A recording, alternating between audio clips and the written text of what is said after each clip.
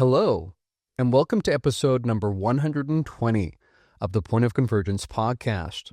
As always, I am your host, ExoAcademian. Anyone familiar with the enigma known as the UFO phenomenon is fully aware that a common calling card of this perplexing matter is what is known as high strangeness. This refers to the cluster of bizarre, paradoxical elements that accompany many encounters, going well beyond the simple nuts and bolts sighting of a craft. High strangeness, a term popularized by J. Allen Hynek, signals events that feel too strange, too weird, to fit conventional categories of either physical observation or psychological hallucination. A key component of this cluster of anomalies involves time. Here we're speaking of temporal anomalies such as missing time, time dilation, and temporal loops. In other words, elements that speak to the interruption of our usual run-of-the-mill experience of linear time. Early on in the history of ufology, these time distortions were treated like bugs in the system, pieces that just didn't fit. If these beings were space aliens arriving from Alpha Centauri, after all, why would people notice strange alterations in their perception of the passage of time? Of course, since that early phase in ufology's history, numerous hypotheses have been proposed to welcome these elements as features, not bugs. In other words, the time paradoxes often experienced are now seen, by some anyway, as essential clues in helping to pin down the ultimate source and nature of these mysterious non-human others. One such proposition includes the extratempestrial hypothesis, the notion that these beings are from our future, making them our very own progeny as future humans, no less. That said, based both on the lore and leanings of modern physics, we need not limit the possibility space to beings that are arising along one and only one world line. Some of them may be crossing over, as it were, from parallel worlds/realityscapes. Many have pointed out that this would help explain not only their differences, but also their similarities in relation to us. If they're arising from a parallel Earth, for instance, this would explain why they look like beings evolving under similar environmental constraints while still allowing for variation to arise, perhaps when environments diverge at some point in that parallel track. Of course, beyond helping to explain the source and nature of these various others, these notions open up some very intriguing possibilities in terms of our framing of reality altogether. What if, for instance, the common conception of reincarnation is better framed as co-incarnation? This might better fit with the common refrain that everything happens, quote-unquote, all at once, but perhaps just within co-arising world spaces. These fascinating possibilities are precisely the matters that we'll seek to explore in this, the 120th episode of the Point of Convergence podcast. As we begin this week's podcast, I'd just like to remind everyone that if you would like to support this podcast and my work in general, and in so doing gain access to all of my content, which includes not just the weekly podcasts I release, but also the feature series I create, as well as OTC Squared, and early access and discounts to online courses and in-person retreats, you can do so by going to patreon.com/ExoAcademian or by subscribing on Spotify. All right, with that preamble aside, let's move on to today's topic. We're going to be talking about time, how time is one of the aspects of the high strangeness that arises as part of this phenomenon. And in promoting this podcast this week, I said in description, time, an enigma central to the phenomenon. What do we make of beings who say we are from your future, and in other contexts, time is not real? What of temporal anomalies that people experience?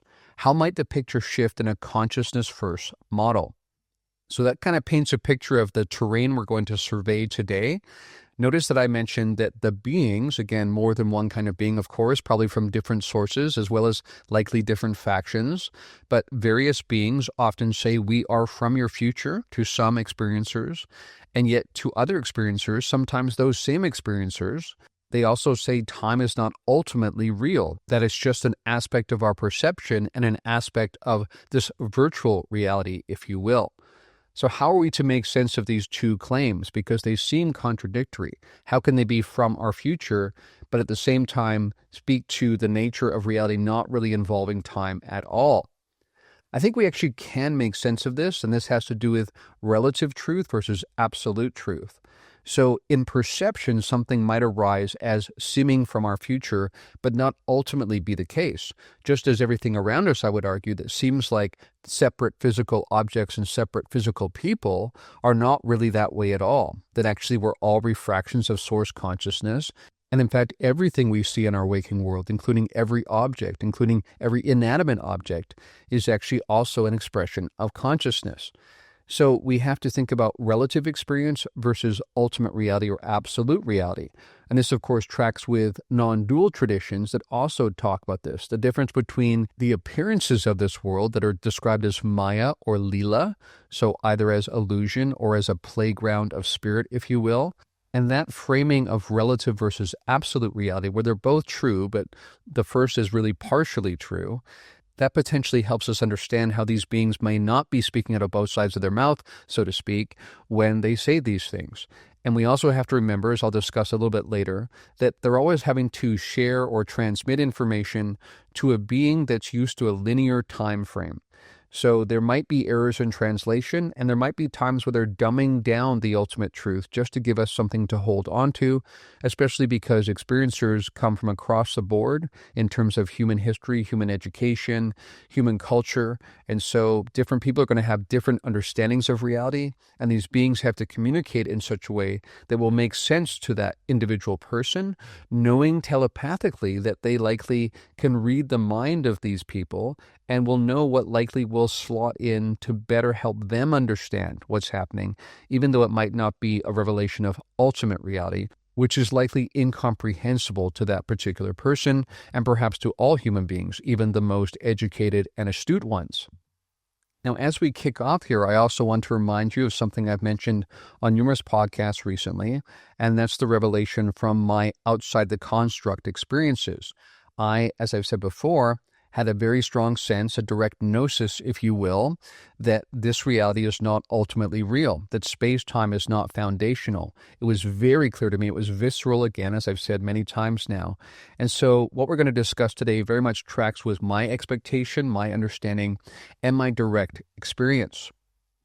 Now, we should point out that while high strangeness is involved here and that time is one aspect of high strangeness, we do notice this kind of high strangeness happening outside of the UFO phenomenon, which raises questions around, is this truly strange? Or are these outlier events in usual human experience pointing to the fact that space-time is not ultimately real, that there are glitches that arise because it's an aspect of our experience or our perception, but not ultimate reality itself? So from a physics point of view, if space-time is not fundamental or foundational, as most cutting-edge physicists now believe, then we might expect anomalies or outliers pointing to the emergent nature of space-time or the conditional nature of it being an aspect of our perception.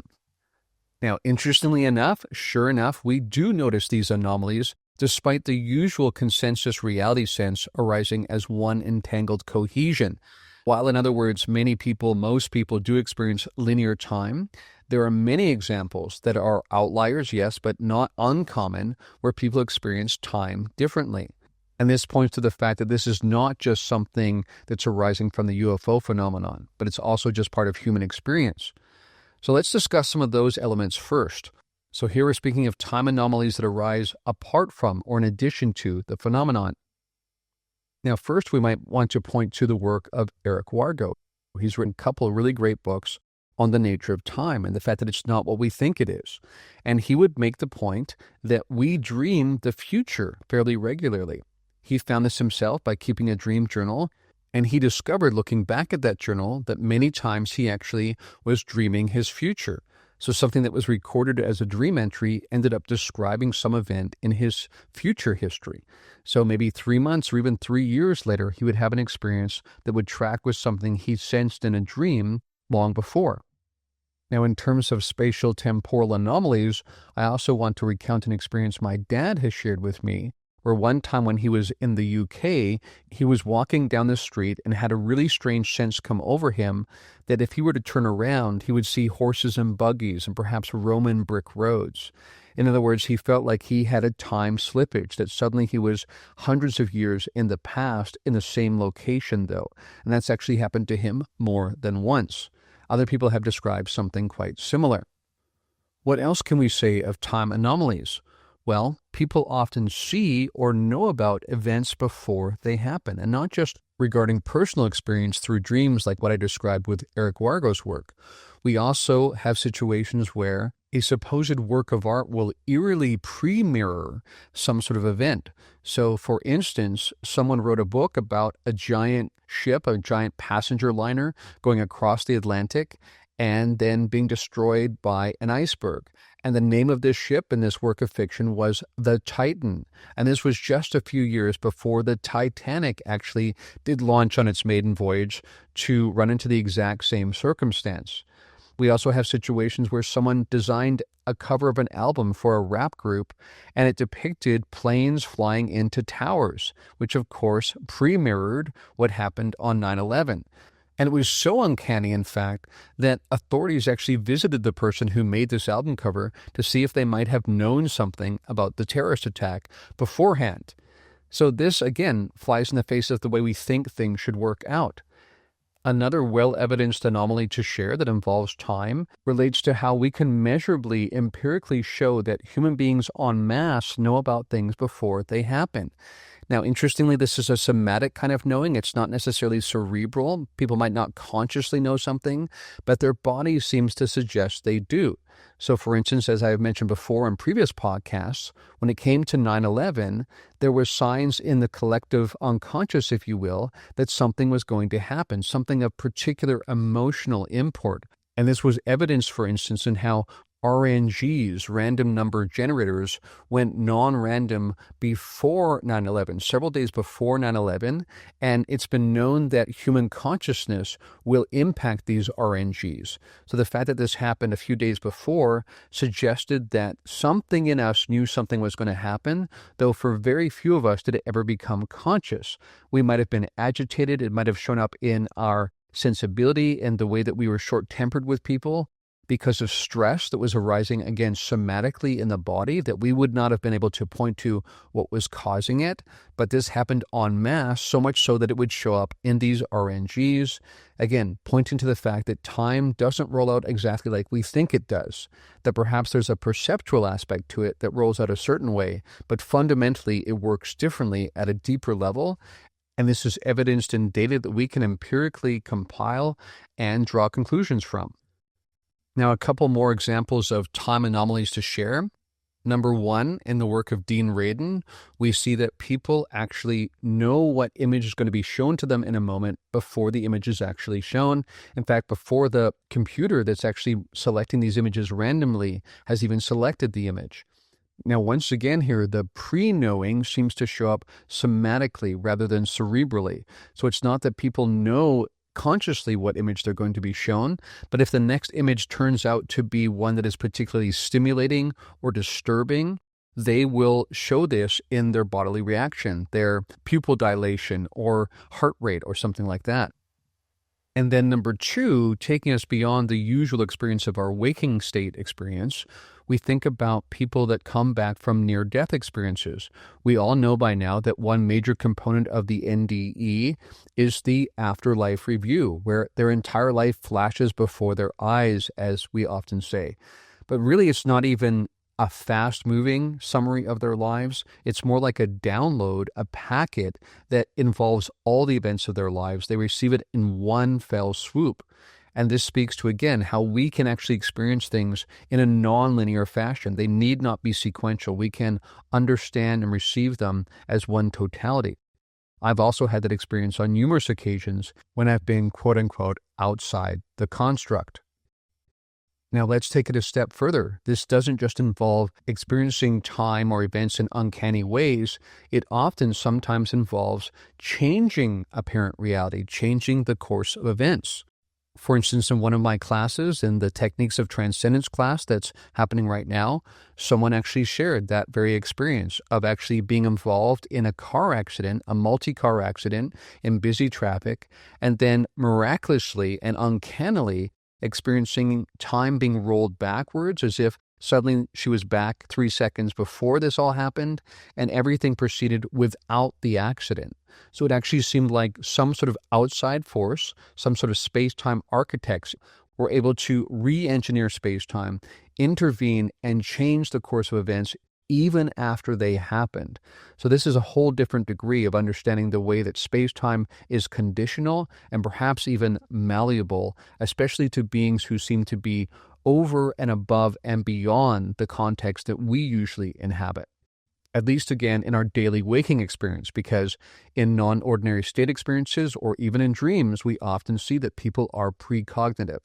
So clearly there is a lot of evidence from many different kinds of accounts pointing to the fact that space-time is not foundational and time is not really linear.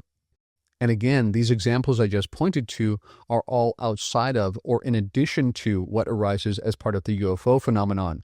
So clearly this is pointing to something about reality itself and not just the intervention or the actions of these mysterious others. And to that point, let me summarize some other kinds of experiences that people report that speak to the disordering of time. One example that is reported fairly consistently is persistent, irreconcilable missing time.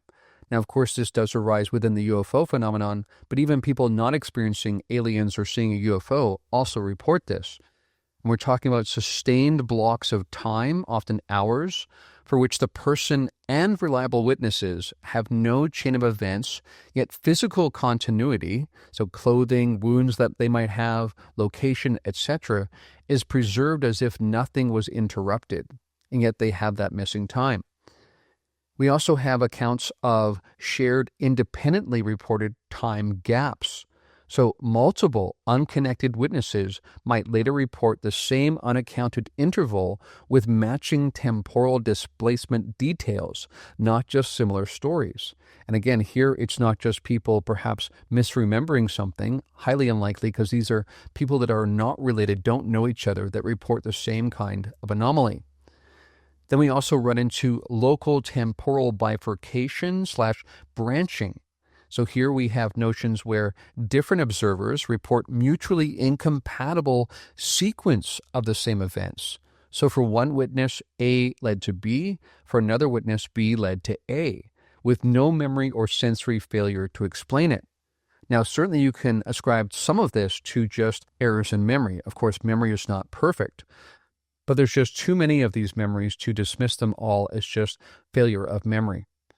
Another kind of temporal anomaly that arises involves temporal looping at a location. So we're talking about a site where events repeat identically for different entrants, in other words, different people, or for the same person on repeated visits to that place, while external chronology continues normally. In other words, the linear progression sequence of time continues flowing outside this area, but within that area, we see a kind of looping happening, either for the same person on multiple occasions or different people enter and notice the same kind of looping. We also have the notion of retrocausal correlations.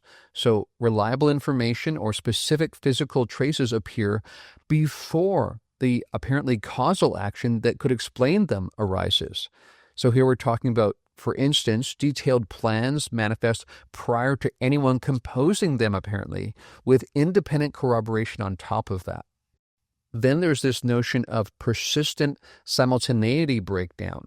Here we're talking about people that feel like they're in the same now together, but later discover that their timelines don't line up the same way. One person's at the same time, if you will, is another person's first this, then that. So again, sequence, ordering, and even simultaneity is thrown off in these situations.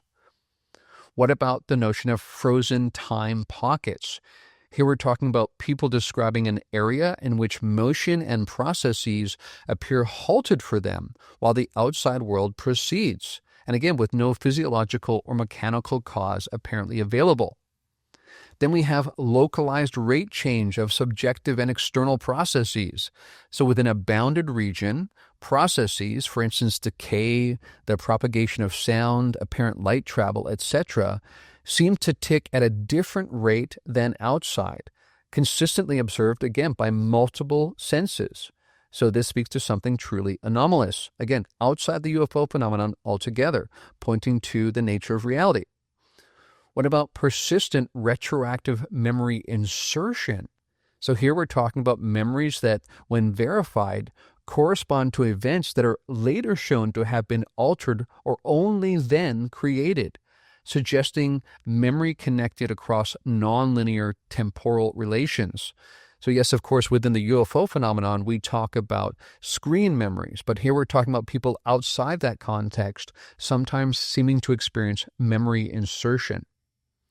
Then we have the notion of apparent causal loop artifacts.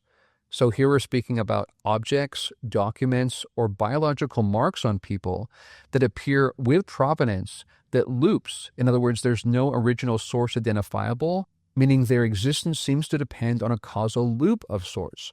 This comes up a lot, including within the UFO phenomenon, and we'll talk about an example of that a little bit later. Another couple to describe here, again, outside the UFO phenomenon, observers entering conflicting causal histories.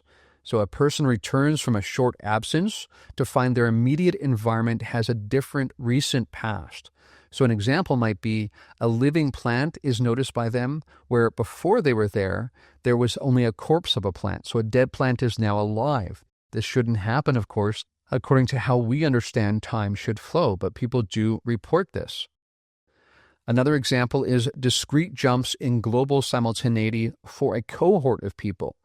So groups of people experience an abrupt, identical recalibration of what happened when, quote unquote, across multiple mediums, involving their memory, perception, and records, such that the pre-event and post-event narratives are mutually inconsistent.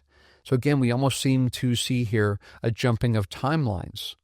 This, of course, brings to mind what is known as the Mandela effect, the phenomenon where large groups of people share the same false memory, recalling an event or detail differently from how it is historically recorded, as if we've switched timelines somehow, in other words. This is true from my experience. I'm sure it's your experience as well, that our recorded history as it now appears seems to conflict with my memory of events. And again, it would be one thing if one or two people had this kind of sense. You could chalk that up to false memory again, the fact that memory is not perfect. But we're talking about many, many people, thousands, hundreds of thousands, even millions of people remembering something differently than the historical record now seems to suggest was the case. Again, very curious, very perplexing, very intriguing. And again, all of the examples I just shared occurred and occur outside of the UFO phenomenon as we typically describe it. Now let's move to a discussion of what is reported within the experience of the UFO phenomenon. What happens to people that encounter UFOs and supposed alien beings? Well, of course, we have missing time distortions, even situations where there's apparent silence all around the people, as if time has been stopped altogether. Time loops, which we already discussed, come up here a lot as well. I've discussed on this podcast, as well as on Liminal Frames, the figure of Jack Sarfati. He is a theoretical physicist who's publicly claimed a future iteration of an AI, he even went so far as to claim it's tied to Elon Musk's Grok, contacted him and linked that idea to UAP and Tic Tac narratives. In other words, back in the 1950s, he was contacted by a future AI, and that his involvement with that AI would change the course of his life, which would also involve the eventual creation of the Tic Tac technology and other kind of UAP technology. But the creation would therefore be, again, causally tied to this loop rather than to one particular inception point. There may not be a Shangri-La moment when someone says, aha, I've got it, I understand how to create anti-grav technology.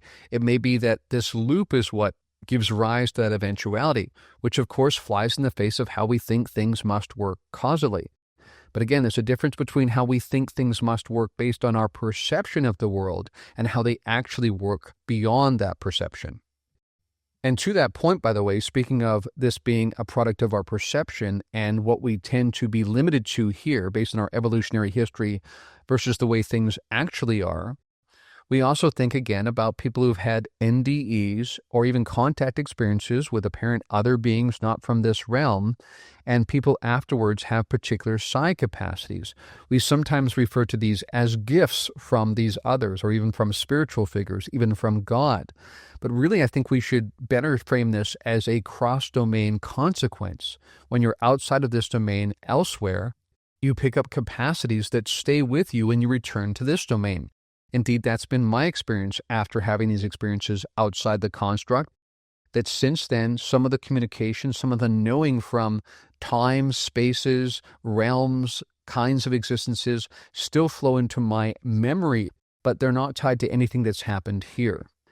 And notice, by the way, that, again, we are limited by language because there I talked about spaces and here versus there, but we should better frame this again as more like frequencies in the same location that can be tuned into. Ultimately, there's no space, but if you have to think about space, think about one space where you can access multiple interpenetrating realities that are arising like different frequencies, like that you can tune into with a radio, tuning into different radio frequencies. That's an analogy that helps us better frame what's actually in play here. All right, now let's list some of the other anomalies that people experience temporally related to the UFO phenomenon particularly.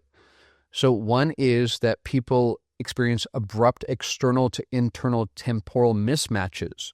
So that's a mouthful. What I'm referring to here is when witnesses outside a craft and witnesses inside a craft describe non-overlapping time frames for the same interval.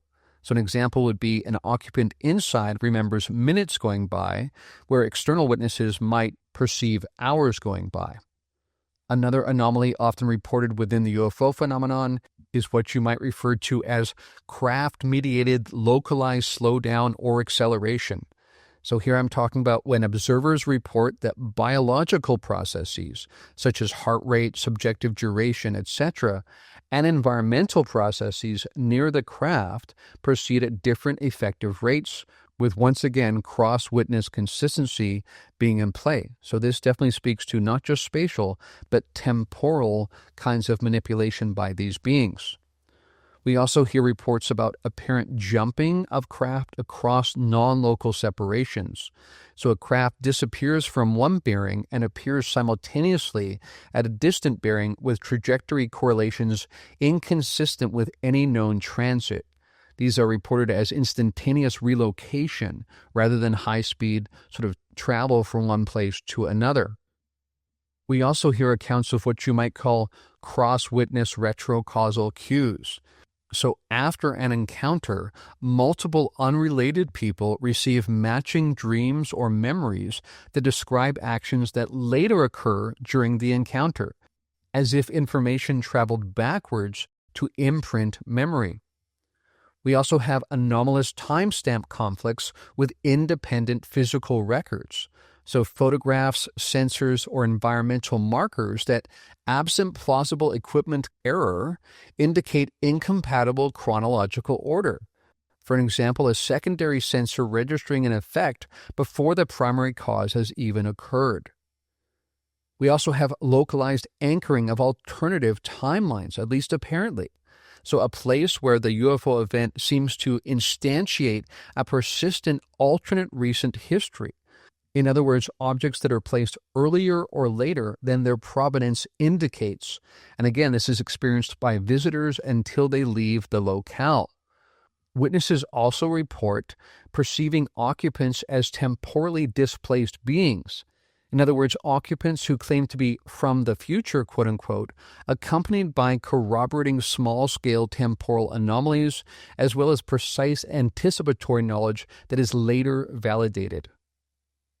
We also have this notion of synchronous anomalies at separated sites linked to the same event.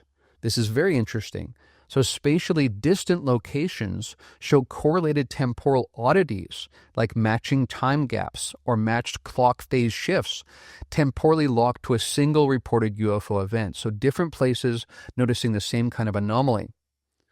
We also have the notion of object-material causal paradoxes that arise after contact. Here we're talking about materials or artifacts whose production or manufacturing chain cannot be located in any past record, yet are present and functional after the event, again suggestive of a closed or looping causal history. And finally, another one to point to is when observers report different local physical laws happening during an event. So light behaving as if different propagation rules are applied, or classical cause-effect rules seem to fail in reproducible ways for multiple witnesses.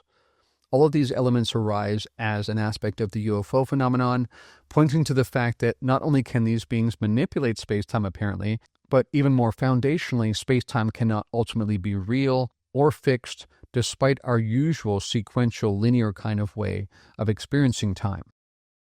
Now I'd like to move to a segment of the conversation where we address ways this is part of the lore, but not necessarily from experiencer lore, but even from the intelligence community, from different official sources, as well as different theorists that talk about and try to make sense of what has been observed. So, for instance, one of the really common occurrences is that these craft seem to blip in and blip out, or phase in and phase out.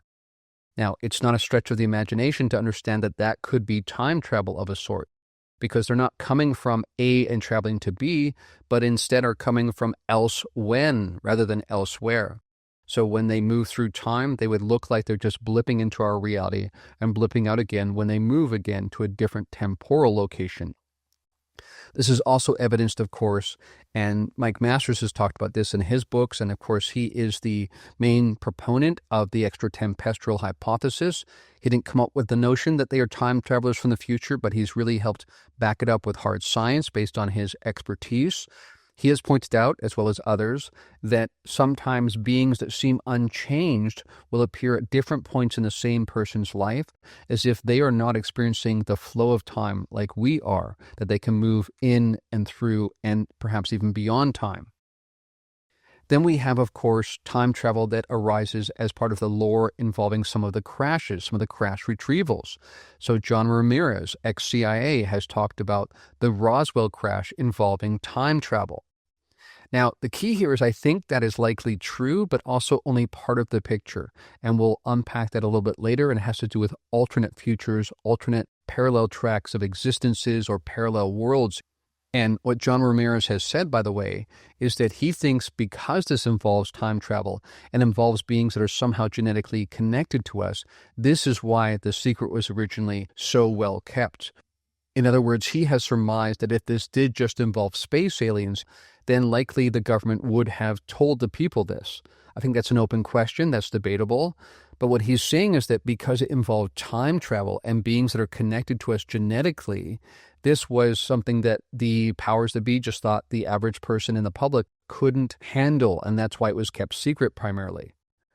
Now, speaking of this notion of Roswell involving time travelers, I recently read a book called The Detachments by R.C. Charles. This is someone who's also worked in the intelligence community. He sent me his book after following my work, and I appreciate that. And the book basically is his Doppler-approved work of fiction that basically portrays a situation where the 1947 crash at Roswell did involve time travelers. Now, interestingly, of course, he wrote it as fiction, not because it was just a story, but because it's more difficult to say these things as if they're true, as if they're an aspect of our actual history. So it's easier to get this approved in the Doppler process if you're writing it as fiction. So that's what he did. But we've seen this elsewhere, of course, as well. Tom DeLonge has used this approach. Even the Skywatcher team has used this approach. So again, the book is titled The Detachments by R.C. Charles. And interestingly, what he adds as an extra wrinkle here, again, it's difficult to know if this is part of his imagination or an aspect of the history that he knows, but he points to the fact that these beings that crashed at Roswell were from our relative future, but they were not future Homo sapiens. They were a species that arose after the extinction of Homo sapiens, very interestingly, that are still somehow connected to us. So fascinating additional wrinkle there, but nevertheless pointing to the fact that the Roswell crash, and one would assume other crashes as well, have involved these time travelers. And again, we'll later on unpack the possibility of time travelers from a different parallel kind of world. I also want to point to a book titled The Travelers by Rowan Bowe, another book that was sent to me that I read recently, and it recounts the lifetime experiences of one particular person who has also come into contact with, been in an ongoing communication with, the typical Nordic types that look decidedly human, but not exactly like us. And she has also said that they have said to her, and her understanding is that both time is not ultimately real, that the past, present, and future happen at the same time, but furthermore, that they are from our relative future. So again, we have that kind of paradox that we will try to unpack as we proceed here. I also want to bring to our awareness, of course, something that I covered in a 3-part series on this notion of these various beings, at least some of them being time travelers from our future, that this is a notion that is apparently well understood within aspects of the intelligence community. Ross Coulthard has also reported on this. Mike Masters has also been contacted by people who claim this is the case, that this is known. And I also was contacted by people supposedly within the intelligence community who claimed that this was known, that these beings were not space aliens as we usually think of them. They were actually better described as time travelers. And furthermore, for those of you who remember that 3-part series, there was this sense that there are at least 2 factions that want a different outcome in our space-time, and that they're here working in various ways to those different ends. Now, again, the question is, how can you change time? Can you change time? That's something we'll unpack a little bit later. Certainly seems to not be the case according to the block universe theory, but I will offer some alternatives to that, and I think that there's a way that we can reconcile these notions, again, partly by using not just time travel or relative temporal differences, but also this notion of multiple worlds, parallel worlds, and that kind of thing. Now, speaking of this notion of frequencies and co-arising interfrequential kind of realities, I also want to remind us all of what Tom DeLonge has said. He has said that these beings are arising from different dimensions, but you can think about those like frequencies. And he's also said that our time is also structured that way, that if you could tune the frequency differently, you could suddenly be in the same place, but in 1850 or 950 for that matter, or 2550. This is all about frequential shifts, and that everything happens all at once, and that it is just our perception again that structures it in linear sequential fashion. So it's worth pointing out here, as I pointed out on numerous podcasts recently, here we reference a common refrain. Space-time is emergent, according to physics. Space-time is illusion, according to non-dual tradition. Space-time is an evolutionary interface, according to Donald Hoffman. And you are dancing thought, ultimately, beyond space-time, according to the law of one or the raw contact material. So this comes up over and over again via different sources, and all point to the same underlying truth about conditional versus absolute existence. I also want to point to something I personally experienced, which speaks to the reordering of phenomena. So there are reports of life events resequencing by meaning rather than by chronology, and that this therefore points to what you might call a phenomenological chronoscape structured by coherence, significance, or narrative, not by clock time. So I've literally had this experience where the events of my life are reordered by how they actually relate to each other in a meaningful way. They flowed in a different way in terms of my chronology, maybe over years or decades. But in this way, they were reordered based on how they were connected to each other semantically. And that actually felt closer to the ultimate reality. And that, again, it's just our perception that spreads them out by extension across space and time. And this, of course, suggests the possibility of multi-layered realities where chronology is just one projection. So here we experience these things as spread out across space and time. Again, physics points to the fact that ultimately space-time is not real. Entanglement points to that, of course.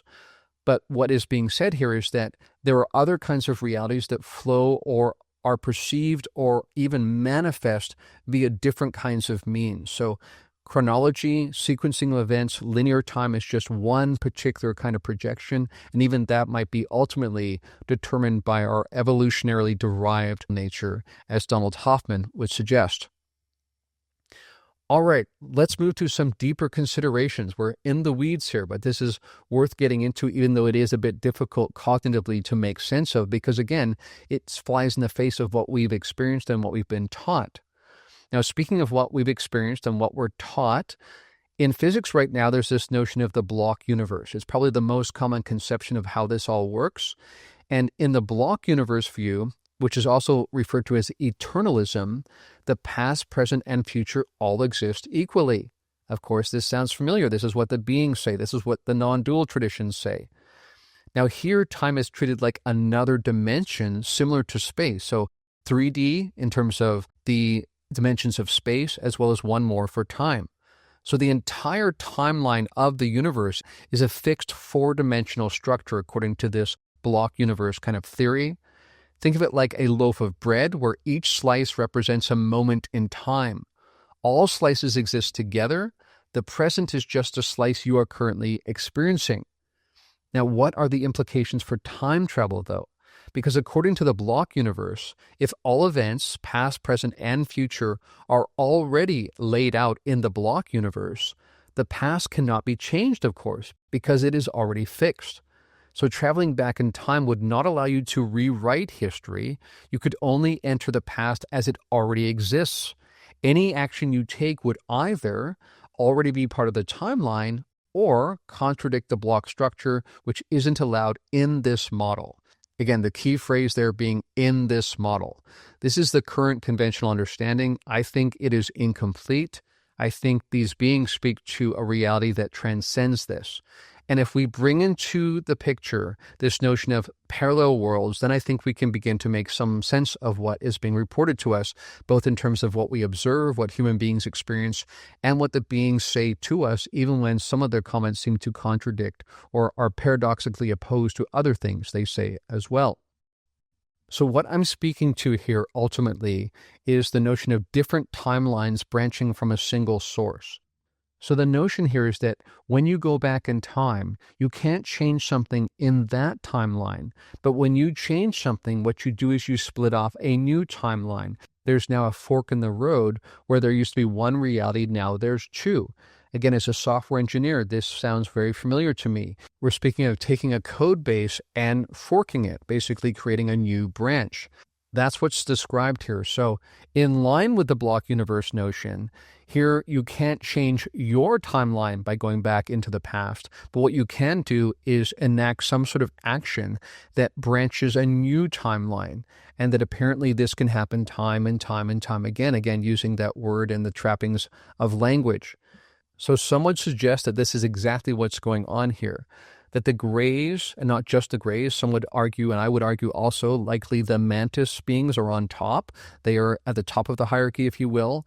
But these beings are involved not just in vast genetic projects and the seeding and augmenting of entire species, such as us, but they're also involved in the branching of new timelines, making them space-time architects as well.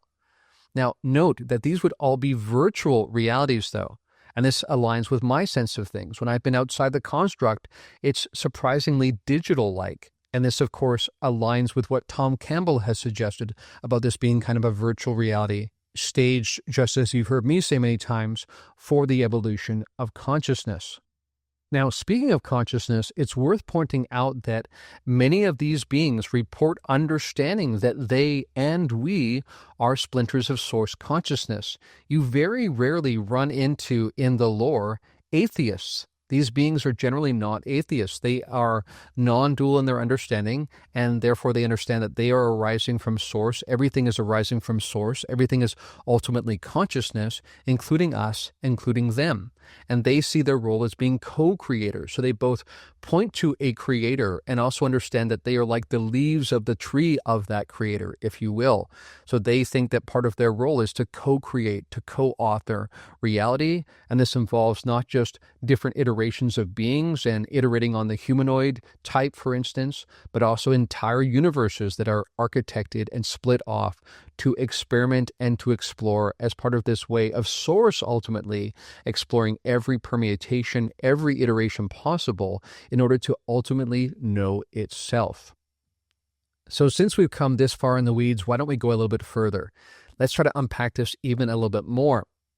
What we're talking about here is ultimately what you might describe as a multidimensional manifold. So all events exist in a larger manifold, and future, quote unquote, is simply one location within that manifold relative to our current world line. And beings described as future descendants are points along a world line that extends beyond our present perspective. Interaction does not require classical travel, but access along higher dimensional trajectories or correlations. So this relates to the notion that you've probably heard me describe before, and you've probably heard elsewhere described, where this reality might actually be the projection from a higher reality, a more complex dimensional frame. And just like in that short story Flatland, these beings existing in a 2D space were quite surprised and perplexed by a 3D object appearing that can only, of course, render in 2D, like a shadow of a three-dimensional object. We might be experiencing the same thing. And in that sense, these beings from a higher dimensional frame, even we ourselves perhaps in a higher dimensional frame, can move across that manifold in ways that only project strangely when they are rendered in space-time. Space-time, again, being something that's a derivative of our particular frame of reference, our particular dimensional complexity, which is less complex than those higher realms. And again, I'd like to point out that this higher order consciousness is spoken about in non-dual awareness in these ancient wisdom traditions. So from a non-dual perspective, the primary reality is awareness itself, unfettered awareness, in which all events manifest. Linear temporality is an emergent or contingent mode within that awareness. And a being from the future, quote unquote, could be a consciousness accessing the timeless ground or implicate order and presenting information projected into a human-experienced temporal frame. So again, in the extension of our reality, our perceived reality, it would show up a certain way, but the authoring of it would be done at a different level altogether, which isn't to say that all of those beings are operating at that level. Again, I think we have multiple frames, both in terms of breadth, but also in terms of depth. And that's partly what makes this complex. So, what are we talking about here? How can we reconcile the fact that time doesn't ultimately exist according to these beings, but that they also are from our relative future, from a conditioned or relative point of view? So the notion here is one of layered timelines. So each stack in a multiverse could be thought of as a timeline that has evolved for a different duration relative to others. And when two stacks connect, so two different universes, the younger one might interpret the older one as a future simply because the other system has already unfolded more complexity, history, or entropy. Now, on previous podcasts, I've spoken to the experience of someone named Jeff Selver. I would definitely point you to his book, The Rising, which I think offers some important insights and some nuggets that help broaden our understanding of what's going on here. There are numerous elements that Jeff has spoken about that very much align with my perspective and what I've uncovered in my research as well as a result of my own experiences. Number one, he speaks about the fact that they say this, that we actually are a split-off timeline that they have initiated. So in that sense, yes, they are species creators, but they're also entire timelines or universe creators as well. And that we are in a timeline that's split off from them. That is the connection that people like John Ramirez have spoken to. And in addition, what's interesting here is that they are at a level where they actually employ spiritual technology, what you might call spiritual technology for a lack of a better word. Here we're talking about the fact that ultimately, again, they are in service of a spiritual kind of cause. They are tapped into, tuned into source consciousness. This is what Jeff has said about the grays that he's encountered, which again isn't to say that all grays or all beings that are non-human or non-conventionally human are necessarily at this stage. But the ones he's encountered, he sees as very non-dual in perspective and action. They are beyond ego in many ways, and they see themselves as expressing this creative flourish that arises from source in their work, where they actually will seed species, they will augment genetic capacities within a species, and that they will split off entire timelines, new iterations of the same universe that now unfold in new ways based on changes that they have introduced through their actions, often very purposefully. So an interesting aspect here relates to the notion of the hybrids, because as you've heard me mention many times, you cannot talk about the abduction phenomenon without also referencing the hybridization campaign. And sure enough, Jeff, being an abductee himself, has also experienced this. While he's also experienced these beings as incredibly spiritual and wise and ascendant, like the ones I've described, he also has had his genetic material taken as part of this reproduction program. And they see it very clinically. They don't quite look at sexuality like we do. And this, of course, helps us to understand some of the errors in translation and lack of common ground that has arisen in terms of our experience and how we experience ourselves versus how they experience themselves. Again, they are largely beyond ego and largely beyond identification with the body. So that creates some errors in translation and miscommunication in how they act and what they do with us versus how we think about what they're doing to us. Which again isn't to say that every abduction account and every hybridization campaign involves this same kind of ascendant attitude. I'm just saying this has been his case, and this is certainly an aspect of what's going on from my perspective as well. So bottom line, again, with these beings, we have these collapsing of categories as we think about them. We often think about spirituality as one order of reality, a kind of energetic resonance, and we think about technology and physicality as something else. Of course, these are just different layers of this deeper multidimensional manifold, and they will use technology to basically further spiritual pursuits. And again, they see themselves as pursuing that creative flourish that arises from source, that they are basically following as splinters of source in creating not only species and augmenting those species so as to allow them to inhabit and hold and express greater degrees of consciousness, but also by seeding entire universes that split off from one common originating point. But getting back to the hybridization plan, what I think is going on there, and Jeff would see it this way as well, is that these hybrids are intended to one day cohabit the planet with us, that they are using some of our DNA as well as some of their structure to create beings that are better suited for this particular world because they come from an alternate Earth that is not exactly like this one. It's more ethereal, if you will. So they need a different kind of structure that is expressed in DNA, for instance, within one context. So to be able to live here, dwell here ongoingly, and that's very much the plan in place. So it is spiritual, but it's also physical. It also involves the future of civilizations, even emerging of civilizations. Now, speaking of the identity, the source, the nature of these mysterious others, at least some of them, I'd like to discuss in closing something else that Jeff Silver has referenced in his work. He talks about them saying to him that relative to us, they might be thought of as, quote, robot ghosts from the future, unquote. A really interesting phrase. Let's break this down a little bit. So first of all, they mean robot in a kind of playful way because we understand that they are often a kind of biological android. Not all of them, but some of them are described that way. So they basically have spiritual technology, again, to use that kind of awkward term, that allows them to create organic biological beings that are nevertheless created, not born or hatched like we would think about in terms of how we tend to frame different categories of existence. So that's the robot part, that they are biological androids of a sort. Now, what about the ghosts part? Here he points to the fact that they can cross over into the realm that we think of as the dead. So again, this just involves a frequential shift, that the dead haven't gone anywhere. They're just at a different frequency now. These beings somewhat arise from and can certainly cross over into that frequency. So that's how we get the ghost aspect. And of course, the final part of the phrase, from the future, speaks to what I already said.